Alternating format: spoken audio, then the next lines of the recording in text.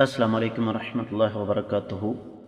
معزز خواتین و حضرات، اللہ کے رسول صلی اللہ علیہ وسلم کی حدیث کا سبق مشکات المصابیح میں سے کتاب الزکوٰۃ ہے، اور باب ہے اللہ کی راہ میں خرچ کرنے کی ترغیب اور مال کو روک کر رکھنے کی کراہت۔ کتاب میں 1877ویں جبکہ باب میں چوتھی حدیث ہے۔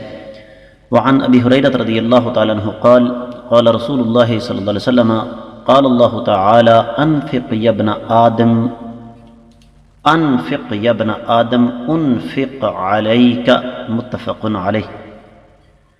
معزز خواتین و حضرات، حدیث صحیح بخاری اور صحیح مسلم میں آ گئی، لہذا اس کی سند پر تو کوئی تبصرہ کرنے کی ضرورت نہیں ہے۔ حدیث کے راوی سیدنا ابو ہریرہ رضی اللہ تعالیٰ عنہ ایک ایسی ہستی ہیں جو کسی تعارف کی محتاج نہیں ہے، لہذا ان پر بھی کوئی تبصرہ نہیں کیا جائے گا۔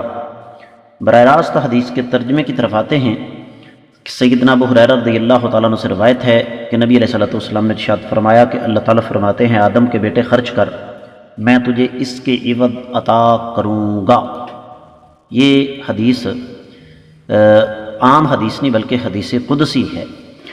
تو یہ حدیث قدسی ہوتی ہے جس میں نبی علیہ الصلوۃ والسلام یہ فرمائیں کہ اللہ تعالیٰ فرما رہے ہیں، اور اس میں دراصل اللہ تعالیٰ کی راہ میں مال خرچ کرنے کی ترغیب دی گئی ہے، جس طرح کہ قرآن کہتا ہے وما انفقتم من شیء فهو یخلفہ۔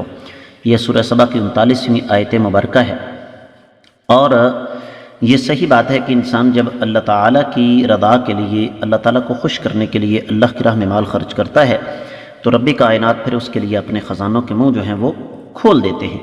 تو اس میں ترغیب دی گئی ہے اللہ تعالیٰ کی راہ میں مال خرچ کرنے کی، تو ہمیں اس پر غور و فکر کرنا چاہیے۔ اللہ تعالیٰ سے دعا ہے کہ اللہ تعالیٰ ہمیں اس بات کی توفیق مرحمت فرمائے۔